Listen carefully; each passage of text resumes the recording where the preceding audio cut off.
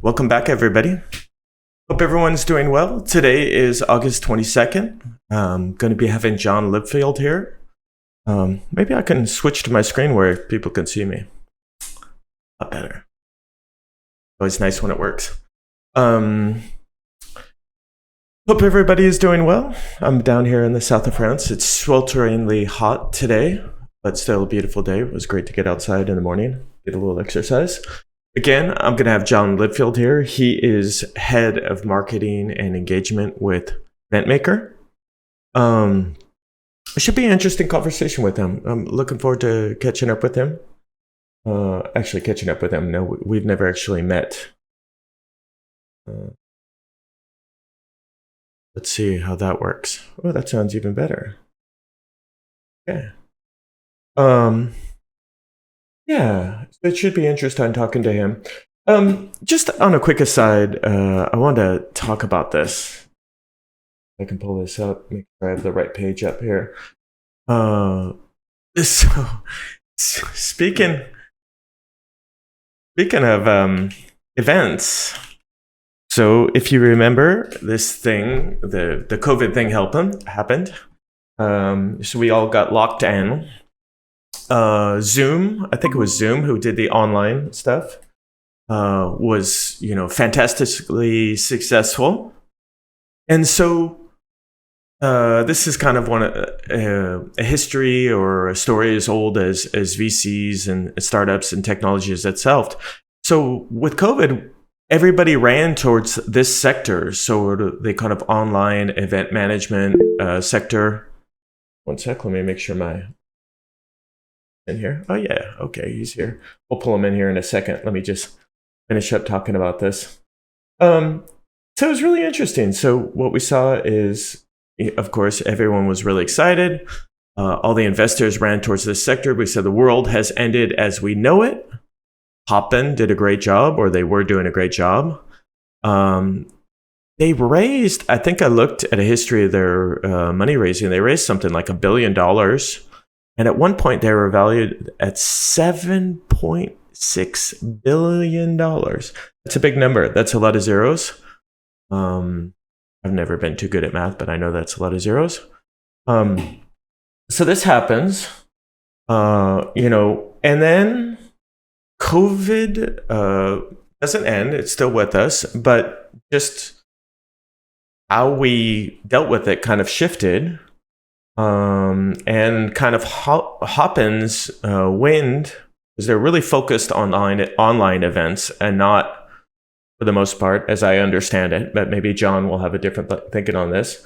And so things just kind of, the wheels kind of fell off. And so, and then I just read that a good chunk of their product portfolio got sold for $15 million.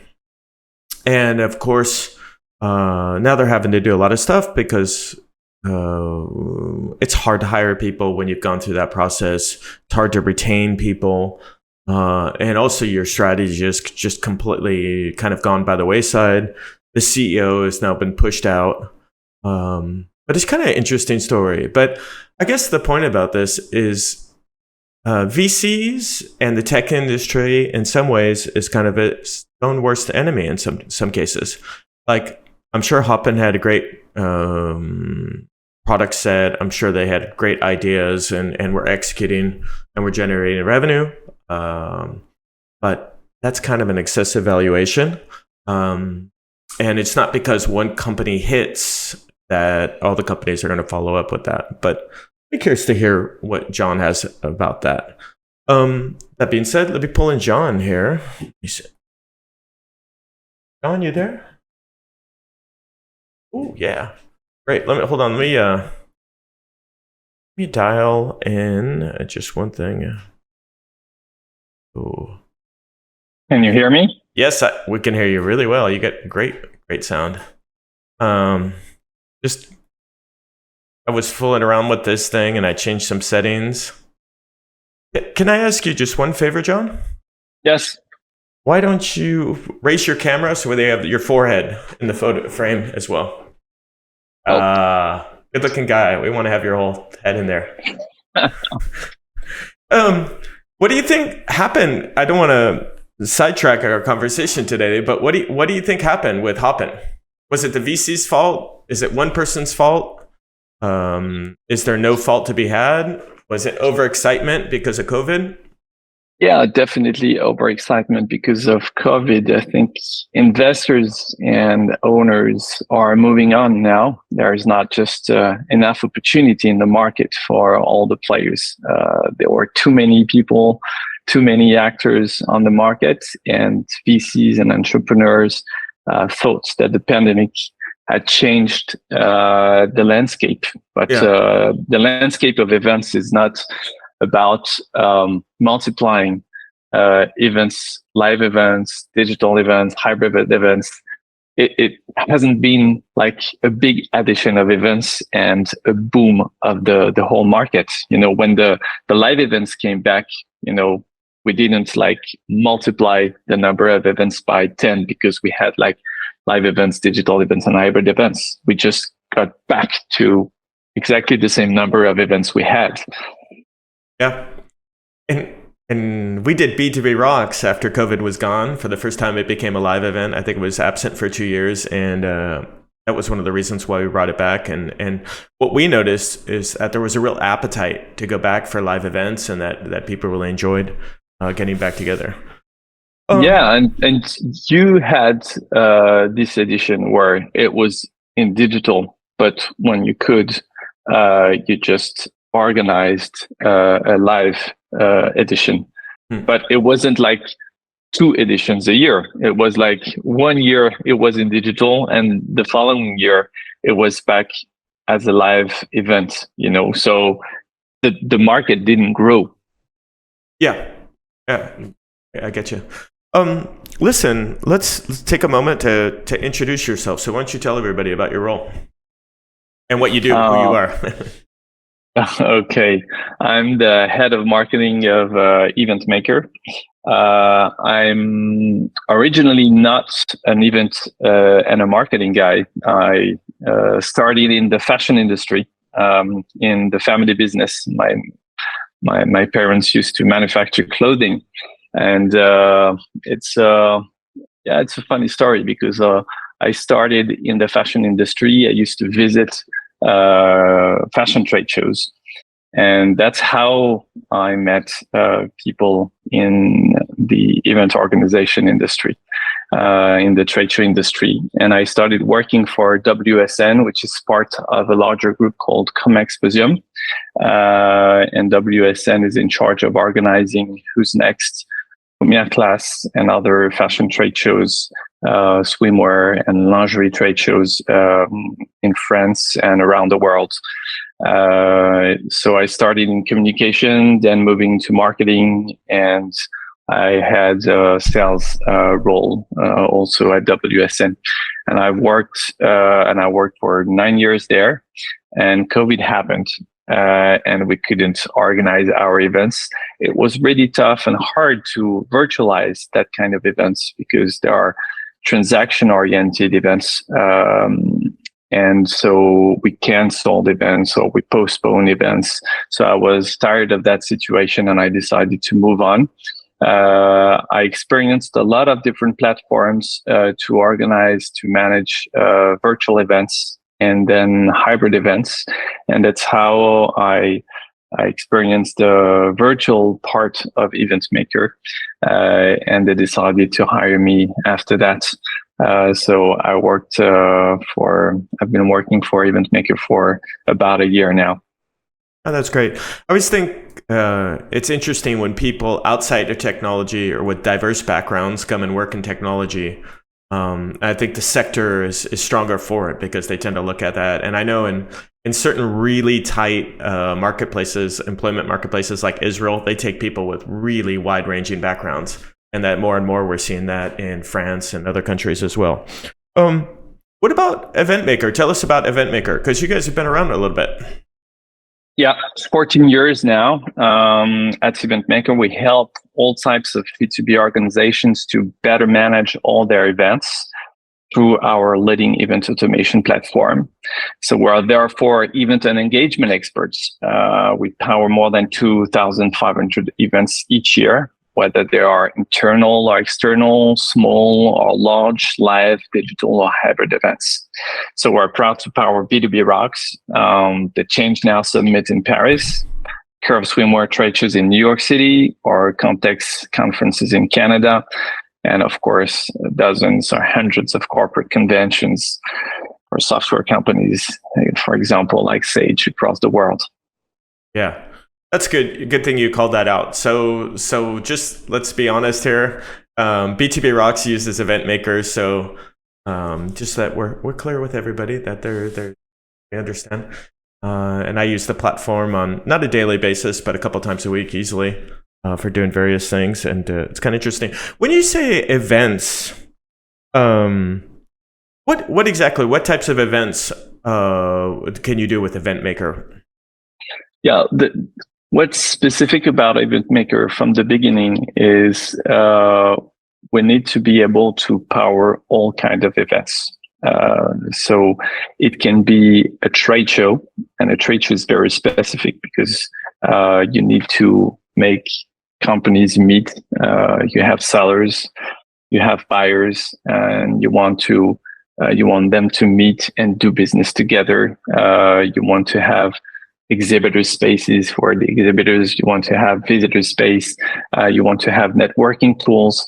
So each kind of events has a promise made to their audiences. So our role is to power all kinds of events, and it's very, very specific to be able to have such a large scope in terms of functionalities, and to be flexible enough to be able to be used by so many different profiles of event organizers. So trade shows, for example, conventions, general assemblies, a workshop, a webinar, a live streaming event, really all kind of events. Sometimes we have companies, corporates, using Eventmaker to power 200 events a year, and they have maybe 10 different kinds of events all throughout the year. Yeah. And that's kind of, that's how we use you guys. So we use you to power our live event. And there's the webinar aspects. We also use you guys to host our community and a lot of our community-centric content. So, yeah. Yeah, the idea is to be able to manage a community and to lead this community across many different types of events, because you multiply touch points, and sometimes you engage your audience with a webinar like this, and another time it's a small group of key users or key clients you want to engage on a small event.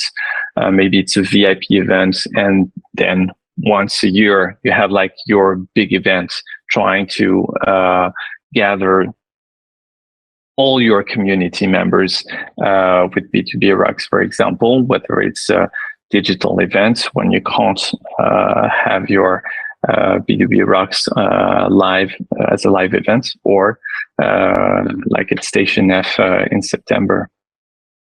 Yeah.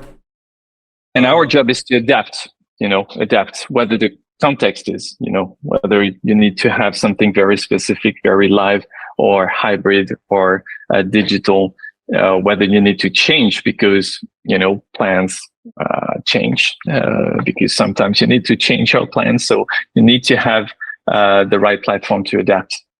Yeah. And spirit as well. Last year, our stage roof blew off the middle of our live B2B Rocks event, and everybody ran off the stage, and I was up on the stage on a microphone, and the thing was just, okay, stay calm.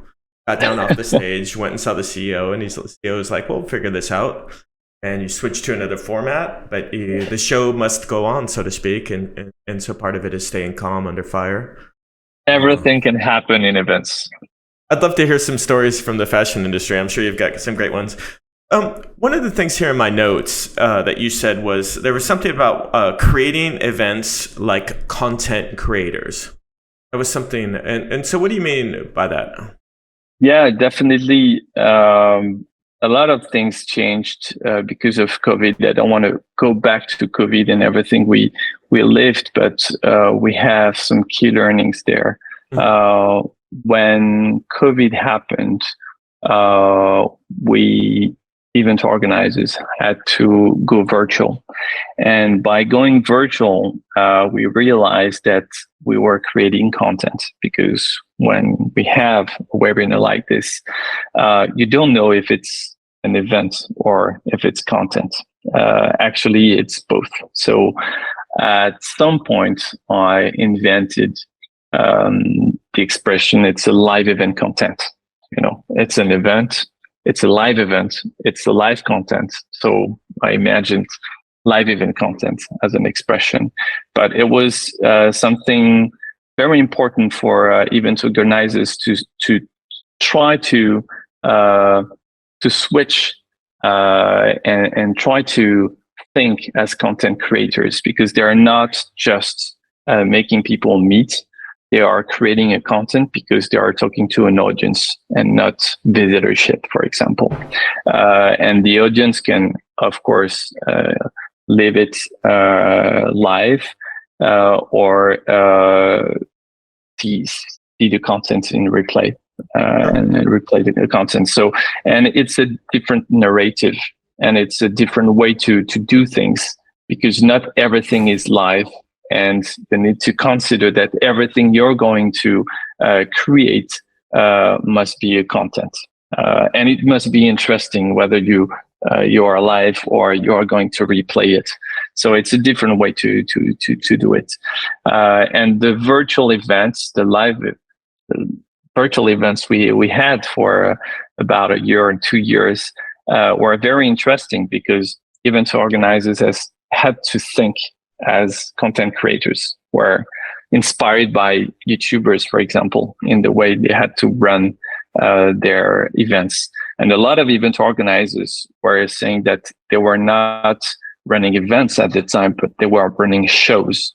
And that's very interesting, because event organizers were looking at all different kinds of formats, and could be live streaming formats on Twitch.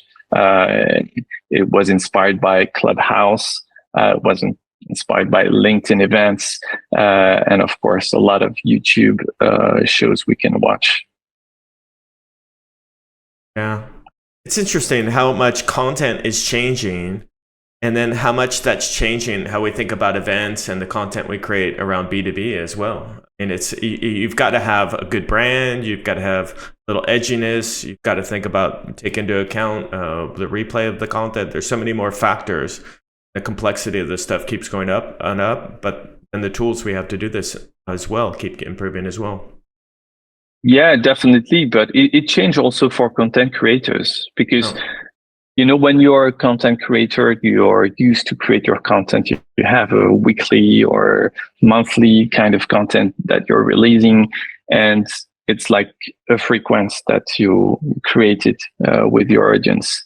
But it's interesting to see that content creators started to think as event organizers too, creating the momentum, the right moment to release the right content. And it's not just what's happening. I'm talking about what's hot, but is it the right moment to talk about this according to my audience, what they're living, what I'm living, and what is the communication context? So very interesting to see the merge of this media approach and this event approach.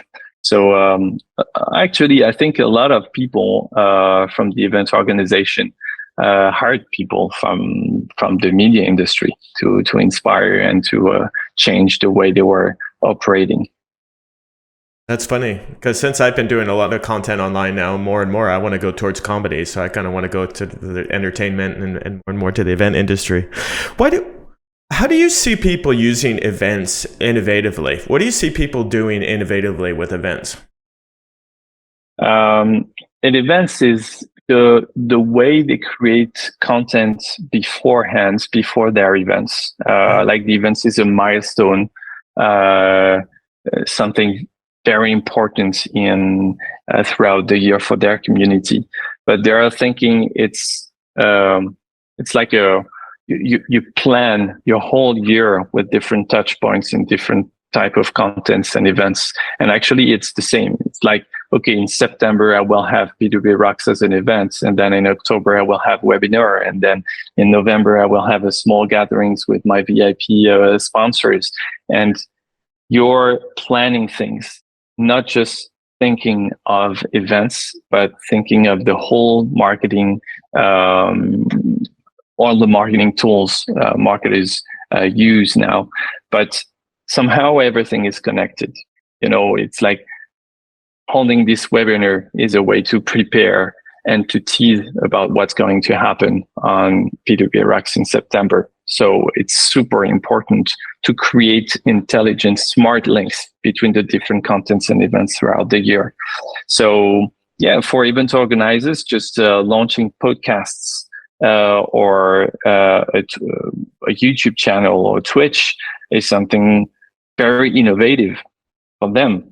Not for everybody. A lot of people were using Twitch for a long time, but for event organizers, for B2B guys, it wasn't something to do. And I think this mix of B2B inspiring from the B2C companies, and then event organizers inspiring from media companies had changed quite a lot of the marketing mix for SaaS and B2B companies overall. That's interesting. What do you think are some of the for creating and scaling events? What do you think are some of the keys that companies need to look for as they go trying to build their own events and as they build out their plans for it? What are the tricks to creating and scaling these things? I know what we do, but I'd like to see it hear it from your perspective. Well, technology is key to scale events, definitely. I see that in a lot of our clients. A lot of our clients were not equipped with any kind of event management software. They were just practicing events with Excel spreadsheets and emails and outlooks, and it was enough. And they just realized that you have tools to actually scale your events. And the way to scale your events is you have to automate some tasks. Without automating tasks, you can't scale it. You can't scale the game. So that's one thing that's super important. The other thing is to measure your events. Use the data, because we have a lot of data. And since we have these online events and live events, we can actually gather a lot of different types of data from the different types and of events throughout the year. And you need to use the data from the different events.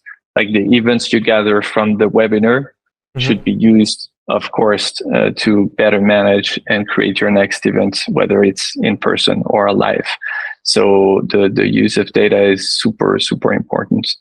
And then the data is not really properly used because it's not integrated within our organization. So I would say that the integration of data within organizations is super important to enhance the events and the way you prepare and you operate your events. Of course, data also allows people to measure ROI. And so that always goes back to generating budget and getting credibility within your organization. That's another aspect of the data. So if you can show that, your efforts that you worked on for the course of the year, you generated a certain amount of audience, were able to hit certain KPIs, gives you so much more leeway throughout the organization to justify that going forward. Yeah, in general, you have very few KPIs in the event field because people are looking for participation rate, and they are looking at satisfaction rate. So it's very basic. And I know quite a lot of companies, they don't even look at NPS or just satisfaction surveys because they don't send certain surveys. When an event is bad, no one wants to know why, because they are like afraid of some boss saying, okay, what is the kind of event you throw? It was very bad and it's a poor ROI. But generally speaking, organizations are not able to calculate ROI of their events. So, and it's a key thing, in our industry. You cannot calculate thoroughly this ROI, but it doesn't mean you can't measure anything. You can measure a lot of things and gather and collect a lot of data before, during, and after the event.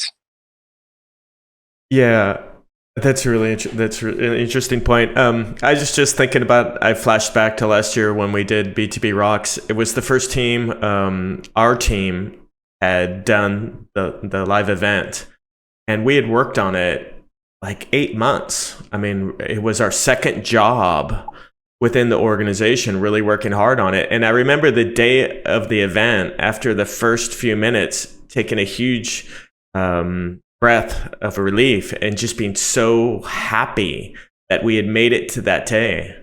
And it was such a huge relief to finally actually be doing the event, this culmination of like 8 months worth of work, all these marketing plans that have been integrated and all these things, huge logistical efforts. We're talking about 2,000 people from over 20 countries around the world, and the satisfaction. And then finally, being part of the team, feeling proud of what the team was able to accomplish. And I think in a way, our customers and the audience felt that, because we were really passionate and enthusiastic about that throughout the team. And I think that came through. So that's what's very peculiar in our industry and in marketing. Event marketing is key because it's where it's the most intense.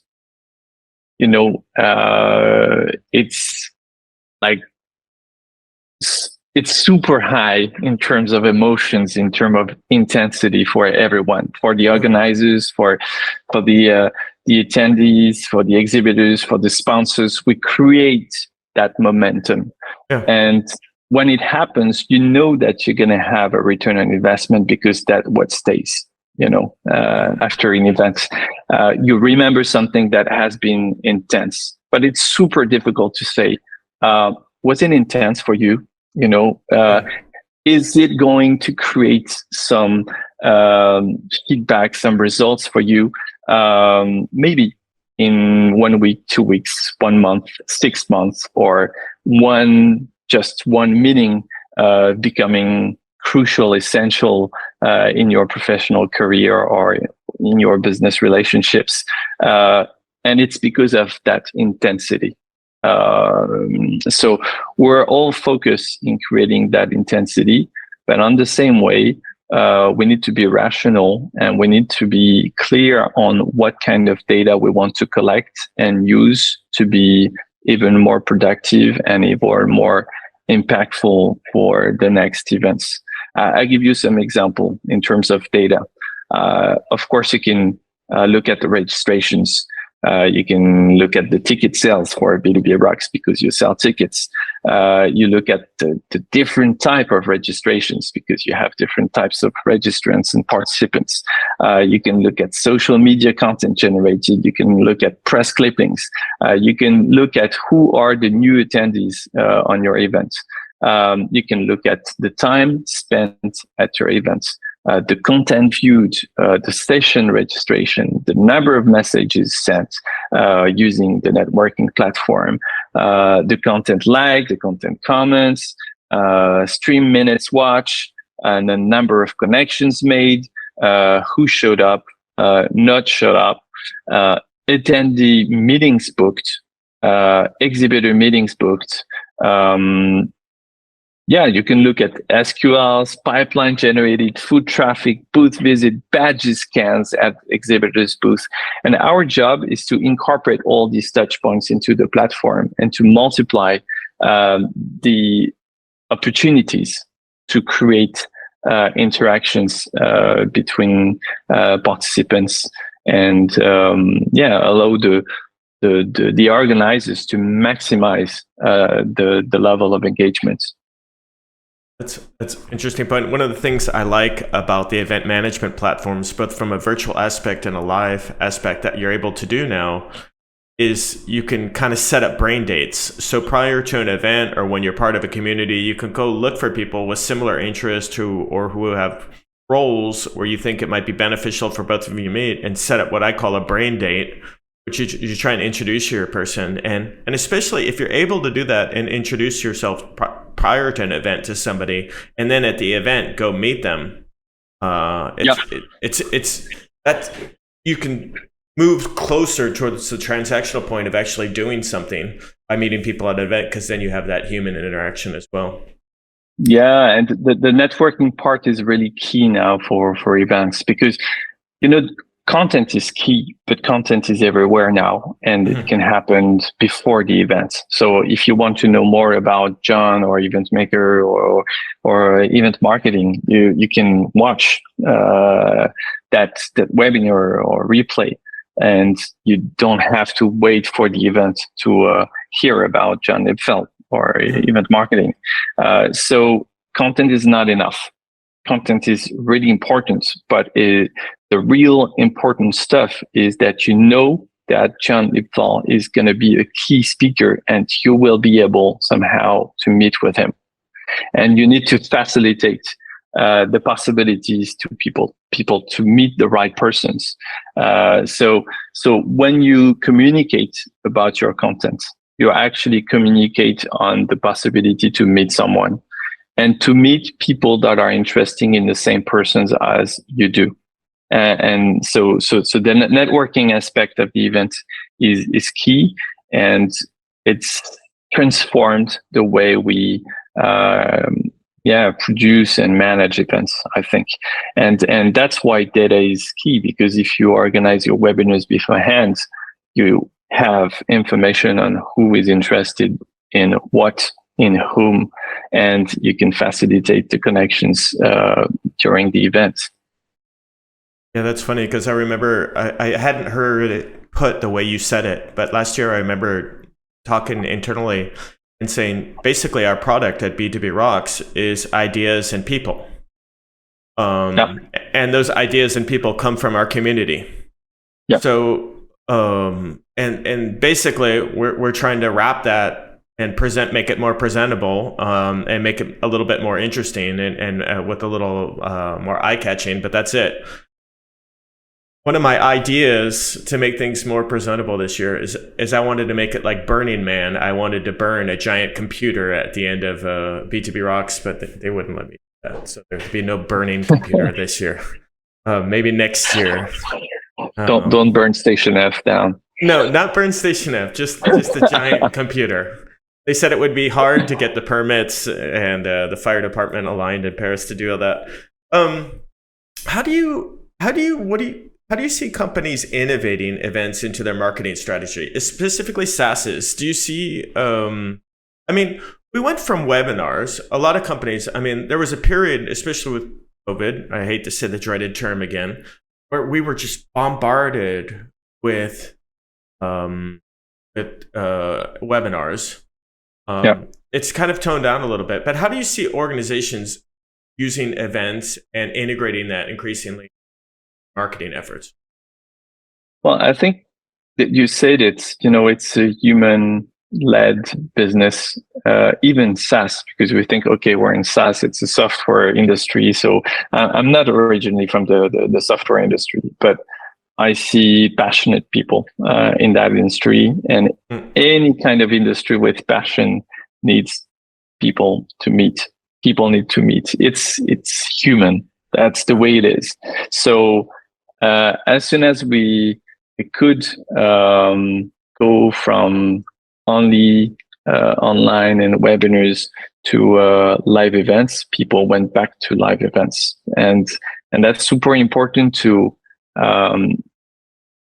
do things again, because a lot of software companies did not organize their own events for years.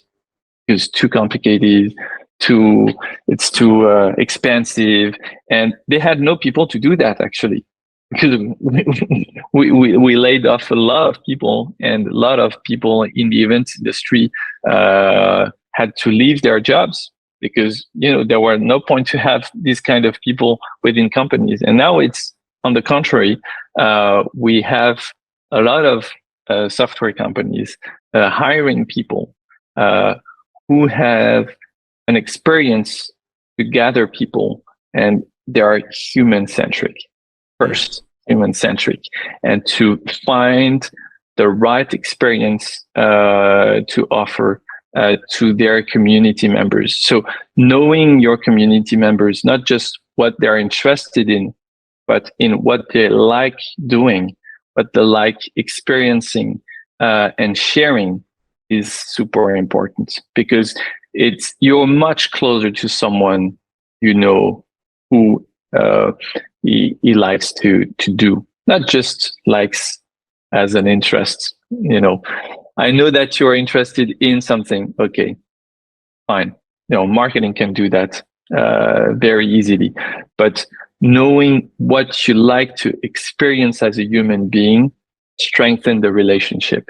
So I see a lot of SaaS company, like any other companies, going back to live events, concentrating on their core users, core clients, core community members, and building from that core community, trying to create some surprise and being creative on that aspect. And I think it's a good training. You said it, when you're from an industry, you're from the software industry, don't hire people just from the software industry.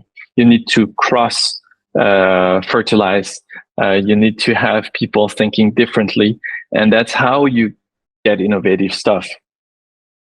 Yeah, I think that's one of the interesting I'm seeing is so many companies, especially in the B2C space. I think their approach. There's one company I really like. It's actually a French fashion company, Le Slip Française. I think that's what they call this. And this company, they make French underwear, like really high quality French underwear. And then when you go to their YouTube channel, basically they talk about marketing on their YouTube channel.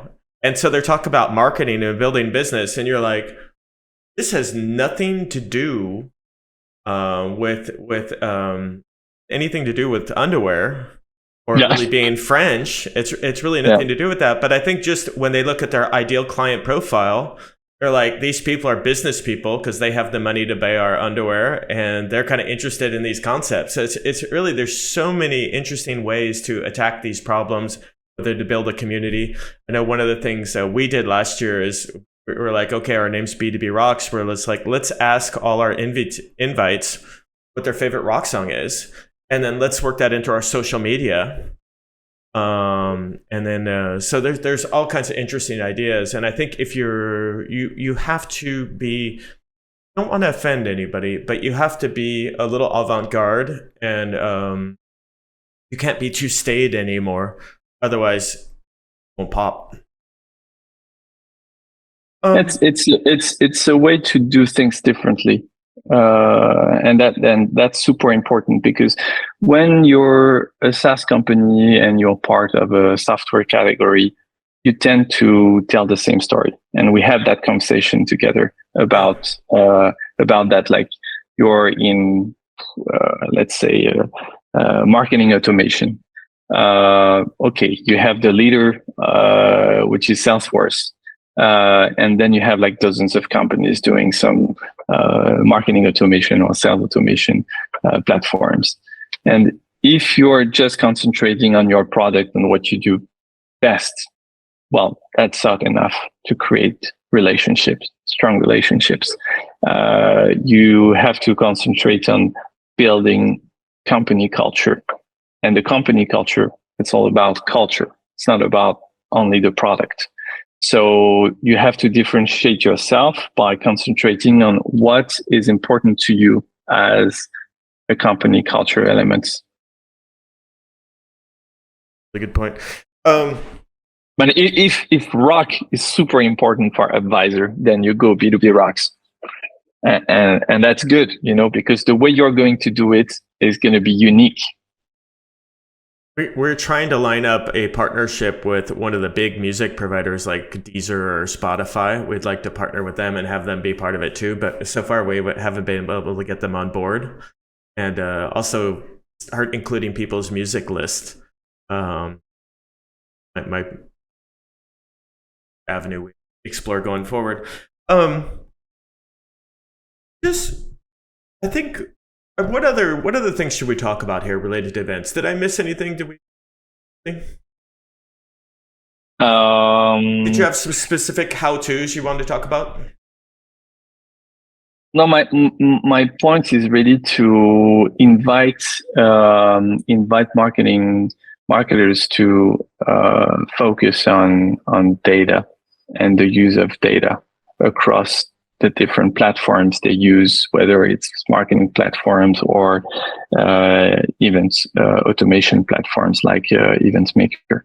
And I think thinking events as a source of touch points and a way to collect data and to use that data to create a better engagement and a better ROI is key in the way they are going to create impactful events.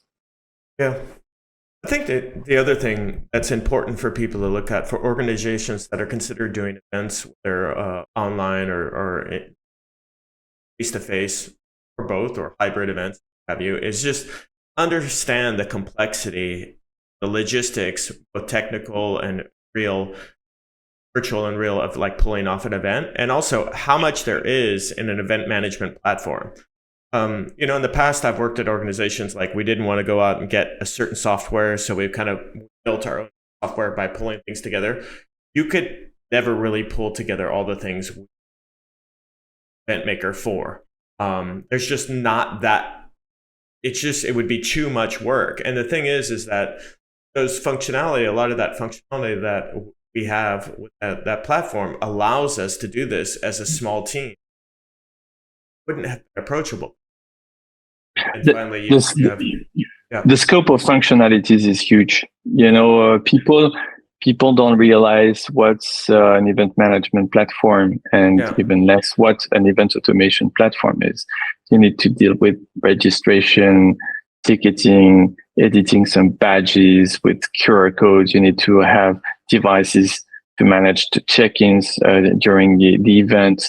You need to have your event website. You need maybe to have a mobile app. You need to manage email campaigns, all in a single platform. And there's the pre and post community management aspects of it as well. There's making the content available to people pre and post as well. Yeah, the list just goes on, and the breadth of all this functionality, it's a little hard to imagine. And if you had to pull it together using disparate tools, I don't think you could. Sometimes when we are used by new customers, people say we'll replace 4 or 5 different tools. They need 4 or 5 different tools assembled together to do the same things. So, and sometimes there are different people from different teams. So it's super complicated because, people don't share the same data. They don't share the same practice. They don't, so hard to coordinate, etc., etc. So it's a way to be more, I would say, collaborative across your organization too. So and to have good practices used for one event that you're going to duplicate and reuse to save time for your next events. So that's super important. Yeah, so you're not recreating the wheel every time, and yeah. There's an expression in events, it's same, but different. And Same that's but different. exactly our job. I mean, your community hasn't changed, completely since the last B2B Rocks edition. Yeah. So basically, the concept is the same, but actually it's not the same because the date is not the same, because the place is not the same, because some of the participants are not the same, and you don't want to throw the same experience. So same but different is something very key, and that forces organization to be creative. I like oxymoronic ideas. So same but different works great for me. That works for me. We do some stuff repeatedly, same but different, with all our guests. So we ask them some questions as we get towards the end when we're talking to them. So if you're ready, are you ready? Yes, I am. I'll ask you a few questions. How about do you have a funny anecdote from your career? Maybe something related to the fashion industry, or maybe something that happened when you moved from the fashion industry to the SaaS industry. Well, from the event industry, the funny part was, one anecdote. At Who's Next, it's a fashion trade show in Paris. It's like twice a year, and the founder, who sold the company since, but the founder at that moment used to be very famous to throw like big parties, and it's outside parties, at Porte de Versailles. It's the big exhibition center in Paris. And we had like a big party because it was like 20-year anniversary of the company, and a lot of people coming, and it was outside, and we had a great DJ, and it was like close to the DJ, and a lot of booze, a lot of music, and it was getting late.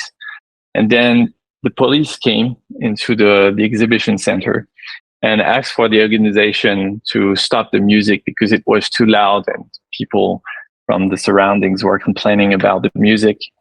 And the boss from the company said, "Okay, no problem. I'm going to lower the music, but it's my company birth anniversary, so it's gonna last a little bit, but I promise I'm gonna lower the music." And the police said, "Okay, I give you like 5 seconds to lower the music and stop the party." He lowered for 5 seconds, and during the 5 seconds, he asked the policeman, "How much is the fine?" Yeah. And then he did that for about 2 hours. And I think it's the biggest fine an event organizer received from Porte de Versailles Exhibition Center. And it was like a gift from the founder to the community members, because nobody wanted the party to end at that time. And that's something we need to remember. It's very human, because everybody knew what was happening, because you saw all the policemen saying, "Okay, we're going to shut down the music." And it was like at the microphone saying, "Okay, we're going to shut down the music because policemen are here." And you create the tension. You create something people, can see, can experience. And they're like, "Oh, we're all going to be disappointed because the party is so cool." And then it continues. So he spent the money, but I think it was one of the best investments he made at the time. And that's something to remember. To see all these policemen saying, "Okay, I'm going to give you a fine, a second fine, a third fine." That's hysterical. And it lasted like for 2 hours. And at the end, everybody applauded. It was like, okay, it's crazy to pay so much money to have 2 hours more party. Okay, that's a great story. Okay, what is something you would like to change in your industry, in the event management industry?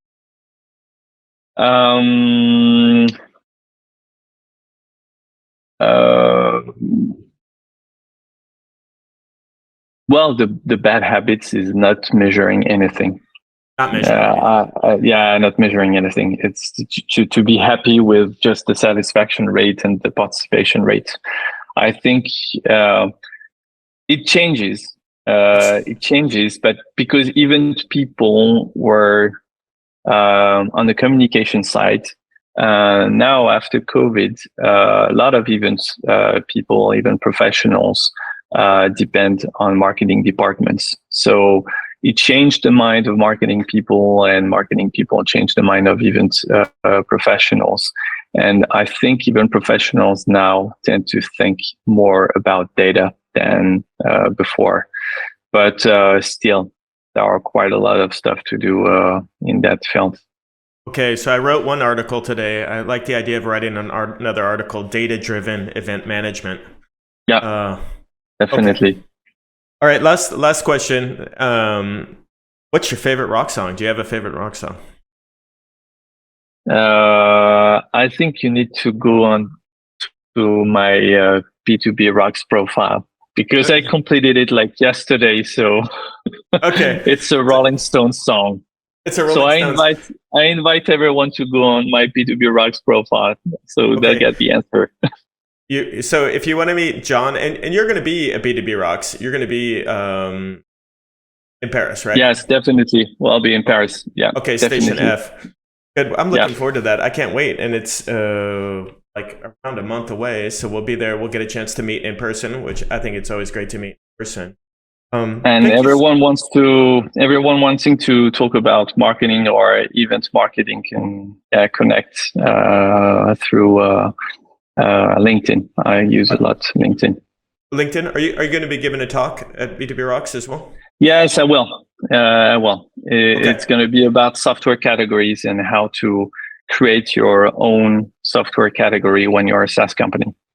Good. You guys getting a lot of applications from people who used to work at Hopin? Oh, don't answer that question. Don't answer that question. Okay, listen. Thank you so much for your time today.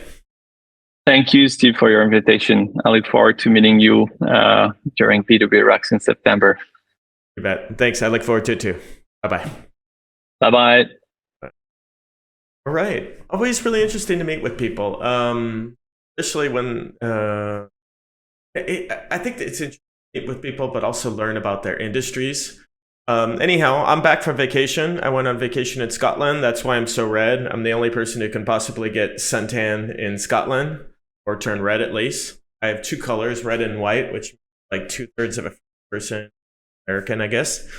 But it's great to be back. Next week, on August 29th, we have Dmitry Lezitsky, who's a CEO and co-founder of Info2. We're going to be talking about the future of ad tech. If you haven't worked with an event management tool, if you work in marketing, if you do anything related to events or webinars, if you manage a community, anything like that, I really suggest you take a look at tools like Eventmaker. The breadth of their capabilities is really impressive. And in an aside, I think it'll spur a lot of thoughts on how you can use these to change your approach to marketing and create value for your audience. And that's really what it's about. Our audience we engage with, they want value from us. So hopefully, if you have a few minutes, you can take some time and do that. I know also Eventmaker, they have a newsletter that they send out with ideas about how to use the platform and how to engage people and how to keep people engaged. And that's really what it's about as well, providing value and keeping. And with that, I'll wrap up. And everybody, wish you a great week, rest of your week, and we'll see you next week. Bye-bye.